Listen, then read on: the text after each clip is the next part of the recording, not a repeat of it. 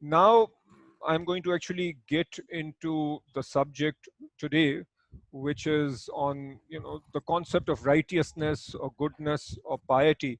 And obviously, we are going to look at the Quranic perspective. But before that, if we think about the different perspectives on piety, a basic point is that all of us like to think that we are good people, unless somebody has major issues. We want to think that we are good, and then we do things that help reinforce our view that we are good people. But the definition of goodness or piety or righteousness, that varies. And I'm sure that I'm not going to do this right now, but if I were to literally ask everybody, what is a pious person, what is a righteous person, we will get very different answers. And obviously, many of us interact with different kinds of people. If we speak to one category of people that doesn't call themselves religious, they will say that goodness or piety is to be kind and generous, to do humanitarian things, and or do humanitarian work. And the role models there will be people like Abdus Sattar Idi or Mother Teresa. A very common perspective on being a good person is that we should not do anything that hurts others. Obviously, in general, people feel that honesty, integrity, and hard work, these are, this is necessary in terms of being good. And then when we talk to, in Pakistan at least, what's considered the more religious segment of society, then often their piety is linked with fasting and prayer. And people will think that the more I pray, or the more times I go for Hajj and Umrah, the more pious I am. And sometimes within religious circles, there is also a huge emphasis on appearance. And the outward appearance of piety sometimes is what is actually considered piety or goodness. So the point is that there are all these different perspectives, and depending on who you speak with, you will get a different view on piety. Now, the question is, what does the Quran say about righteousness or piety? And what I'll do here is read the translation of what I recited earlier, and then I'll just break this down. This is obviously the concept of piety and righteousness is covered in different parts of the Quran. This is one ayat called Ayah Bir. Bir is the Arabic word for piety, and I'm going to describe it in more detail shortly. But this is not comprehensive. It doesn't cover absolutely everything, but it's one area that covers some of the most important aspects of the Quranic view on piety. So I'll just read the translation, and then we will talk about the different aspects over here. So piety, this is ayat 177 in Surah Al-Baqarah. Piety or righteousness is not that you turn your faces toward the east or the west, but true righteousness is in one who believes in Allah and the last day and the angels and the book and the prophets, and gives wealth in spite of love for it to relatives, orphans, the needy, the traveler, those who ask for help, and for freeing slaves, and who establishes prayer and gives zakat, those who fulfill their promise when they promise, and those who are patient in poverty and hardship and during battle. Those are the ones who have been true, and it is those who are the righteous. And this is the translation from Quran.com. All right. Now, let me just make a few points over here. This ayat begins with Laisal birra an tuwallu wujuhakum qibal al mashriqi wal maghrib. Righteousness is not that you turn your faces toward the east or the west. And then after that, there is, but in fact, righteousness is this. So there are some important points here. Over here, and obviously in other parts of the Quran, when these ayats are revealed, there was a specific context. But the beauty of the Quran is that in addition to the specific relevance or the specific context, there is also timeless relevance. So let's understand the context in which this ayat was revealed. This ayat was revealed at shortly after the time when the Qibla or the prayer direction was changed. The Prophet and the Muslims had moved from Makkah to Medina. In Medina, initially they were praying towards Jerusalem, Baitul Maqdis. And during one particular prayer, and those of you who have been for Hajj or Umrah, when you go to Medina, there is this masjid called Masjid Qiblatain, which means the masjid of the two Qiblas. So the Prophet and the Sahaba were praying over there, and the ayat were revealed to change the direction from Jerusalem to Mecca. So the Prophet and his followers, the Sahaba, changed direction. And when this change in direction happened, the Muslims were ridiculed that you were praying in one direction, now you are praying in the other direction. And also, obviously, when people have a religious mindset, there is a concern about the outward ritual and whether the fact that we were praying in this one direction and now we are praying in another direction, were our prayers accepted or not accepted. So in this context, this ayat was revealed that piety or righteousness isn't about the direction in which you are praying. And this direction is symbolic in many ways of ritual. Obviously, ritual is important, but ritual in of itself is not the same as piety or righteousness. So that really is the point being here. Piety or righteousness is linked with obedience to God. So if God says pray in one direction, we pray in that direction. If God says change your direction, do something else, we are obedient to God. And that's what piety is about. It's not about the ritual in of itself. So later on then, we will have the different aspects of piety that will be discussed. But here it's just a negation that piety is not purely about rituals. Here, the word for piety or righteousness is bir. This ba, ra, ra. These, as some of you might know, in Arabic, almost all words come from a three-letter root. This three-letter root for al-bir is ba, ra, ra. And this generally, these three letters, the sorts of words that come from these three letters refer to peace and calmness. And the word for land also is bar, which is a related word. And I'll explain why I think this is relevant. In the Arab context, when people would be in the sea, so when they would sail, so and then they would come to land. When they would come to land, they would be at peace and there would be calmness. The word for land is very related. It's bar. Like even in Urdu we say Barre Saghir or Barre Azam. So bar means land, and the relationship between land and the word over here is that when you come from sea to land, you feel at peace, you feel more comfortable. And the relationship between that feeling and piety is that when we do acts of piety, when we do something good, when we help somebody out, we feel something good. We feel there is this feeling of peace within us. And there are some sayings of the Prophet which basically mean that when you do something good, one way of knowing that you've done something good is you get a good feeling inside. And when you do something bad, you know, the feeling inside is that there is something wrong. So that's roughly where this word is coming from. Now, let's get into, if piety is not about ritual, what is it about? And that's basically what we are looking at now. Walakin, so the first is piety is not about facing the east or the west, but in fact, walakin al-birra, but in fact, piety is about, and then the first point made is that we should have faith. So it is, but true righteousness is in one who believes in Allah, the last day, the angels, the book, and the prophets. Man amana billahi wal yawmil akhiri wal malaikati wal kitabi wal nabiyyin. Now, this faith needs to be true faith.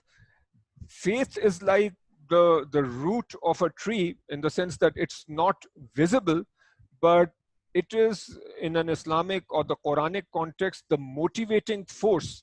So it is the force that leads us to do good. And there is tremendous importance in Islam about faith being strong and the intention being pure. All our actions ultimately are judged based on intention. If we are doing good actions with the wrong intention, then we might be rewarded for that in this world, but for the reward in the hereafter, the intention needs to be pure. And there are many ahadiths to this effect, and obviously the Quran also talks about this, that our faith needs to be strong, and the stronger the faith and more pure the faith, the more that will manifest itself in terms of our actions. Now, with respect to actions, this particular ayat highlights 4 dimensions. Interestingly, if that faith is true, faith in God, faith in the hereafter, faith in the prophets and the books, and discussion on faith I will do in more detail in subsequent lectures, but right now I'm just saying, if that faith is strong, that we believe that God is watching us, we believe that we are answerable on the day of judgment for what we do, then that true faith is going to show itself or will manifest itself in our actions. And there will be different aspects that will show up. The first dimension is love for humanity. So if we truly believe in God and we believe that God wants us to be kind with fellow human beings, this is what will happen. We will give wealth in spite of love for it to relatives, orphans, the needy, the traveler, those who ask, and for freeing slaves. So these are just different ways of spending money, and there are some, or spending our wealth, and there are some key points here. One is giving money in spite of love for it, or just any form of wealth. It might be monetary, it might be non-monetary, it might be our time, it might be our skills. But the point is that true goodness or true piety is when we give what we love. And then helping the relatives. As we grow older, we realize that being kind to relatives with whom we don't get along is probably the hardest thing to do. And that is what God's asking us to do first of all. So we give, or we, you know, we give to relatives, and then orphans and needy. So the people in society who are relatively weak, the travelers, those who ask for help, for freeing slaves. Literally here, the word is wafir riqab. So this literally literally means freeing slaves, but it also means helping people who are deeply in debt. So without getting into too much detail, the point here is that if we have true faith, then that should show itself with respect to helping others. And there is a concept here which is described in this paper that I shared with you, and I hope that you get a chance to read it. But in Islam, as in many other religions, there is this concept of ethics of reciprocity. In other words, that whatever we like for ourselves, we should like that for others also. And the Prophet ﷺ said that none of you will have faith until he loves for his brother what he loves for himself. Another point I want to highlight here, which I think is important for Muslims to recognize, that when God talks about helping others, this is not limited to Muslims, for example. So Muslims should not think that only helping other Muslims is what matters. This is about helping anyone. So anybody who needs help, we should be at the forefront trying to help. So that's dimension number 1. Then the next dimension is acts of worship. In this particular ayat, 2 of the major acts of worship are mentioned. وَأَقَامَ الصَّلَاةَ وَآتَى الزَّكَاةَ. So those who establish prayer and give zakah. Obviously, in other parts of the Quran and in the paper that I shared with you also, all the 5 pillars are mentioned. Here, only 2 of the major ones are mentioned, prayer and zakah. And even if you think about these 2, prayer is about our relationship with God, and zakah is about helping people. And notice zakah is mentioned in addition to what we had in dimension 1. So thinking that just paying zakah is enough is not correct. Zakah is obligatory in the sense that the 2.5% that we pay here is just the bare minimum. We are supposed to do much more than that. Another point which I've taken from the paper that I shared with you is that one of the most important objectives of praying is to nurture good character. If we are praying but our character is not improving, then this means that our prayer, there is something wrong with the prayer. Perhaps in it there is hypocrisy, or we are just showing off, and that is highly problematic. In fact, in Surah Maun, which is one of the last surahs in the Quran, there is immense punishment for people who pray but are very careless about prayer, and who, despite praying, don't even do small acts of kindness. So again, the even the acts of worship are deeply linked with good moral character and helping others. So this is dimension 2. Then we come to dimension 3, sticking to commitments, or what we can generally call integrity. So وَالْمُوفُونَ بِأَهْدِهِمْ إِذَا آهَدُوا, and those who fulfill their promises when they promise. And there is a hadith of the Prophet where I've just picked one segment where the Prophet, peace be upon him, said, and one who does not fulfill his promises has no religion. So this shows the immense importance of sticking to our commitments, sticking to our promises. And if we don't do that, the this is another hadith of the Prophet where he says that there are 4 signs that make someone a pure hypocrite, and whoever has one of them has a characteristic of hypocrisy until he abandons it. And in everything that I'm saying right now, this is a reminder for me, and we should really be looking within ourselves. So the whole spirit over here is not to point fingers at anybody else, but to be looking within ourselves. So what are those 4 characteristics? When he speaks, he lies. When he makes a covenant or a promise, he is treacherous. When he makes a promise, he breaks it. When he argues, he is wicked. So again, this emphasizes the importance of sticking to one's commitments. With respect to promises and commitments, in a sense, most of our life is covered by some form of a commitment. We have commitments with ourselves. We have commitments with other people. These commitments might be in the context of business. They might be personal commitments. They might be explicitly documented commitments. They might be implicit commitments that exist between parents and children, husband and wife, and so on. And then we have promises and commitments with God. And again, I won't get into details here, but I'm sure we recognize that almost everything in life can be identified as some sort of a formal or informal promise or commitment. And this dimension 3 is highlighting the fact that sticking to one's promises and sticking to commitments is an integral part of being a good person.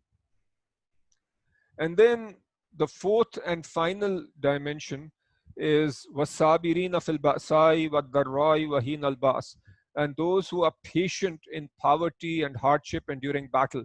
So as we grow older, all of us realize that this life will be full of challenges. Different people have different kinds of challenges. Rich people have their own challenges. Poor people have their own challenges. People have first world problems. People have third world problems. So there are issues. The question is, how do we deal with these challenges? And obviously, if the faith is strong, then we have this inner recognition that everything that comes to us is actually from God. And it is a test. And the question is, how do we deal with it? So it's crucial that when we are in difficulty, we deal with it with patience. And in subsequent lectures, we'll talk about the other aspect, which is when things are good, then obviously, so our attitude should always be one of patience and gratitude. What is emphasized over here is patience in all sorts of difficult situations. So this is the 4th dimension. And then this ayat basically wraps up by saying those are the ones who have been true, and those are the righteous. Ulaika allazina sadaqu wa ulaika humul muttaqun. So Sadaqu means true, and the way some scholars have understood this. So true to what? So true to their belief. Those who actually have this belief, those who believe in God and the last day and the angels and the prophets, if that belief is true, then all these things will happen. If the belief is not really true, if people are not true to what they say, not true to their belief, then these actions, these 4 dimensions, one or more of them will be lacking. So this is one point. The other point is that, just to use a computer science terminology, all these 4 items are and conditions. We can't say that we do 3 of these. So let's say I do 3, like I help others, I pray, I'm patient, but I do not fulfill my promises. If I don't do even one of these 4, then I do not meet the criteria that obviously is being described over here. So these 4 dimensions are and conditions. And if we think about it, when we look at these 4, we cover aspects of piety and righteousness that we see across almost all segments of our society. If we look at, let's say, the secular society, somewhat westernized society in Pakistan, there the focus will be on integrity, fulfilling promises, not hurting anybody, having, basically being humanistic, helping others. So that's covered. If we talk to more religious people, they will be focused on faith and worship.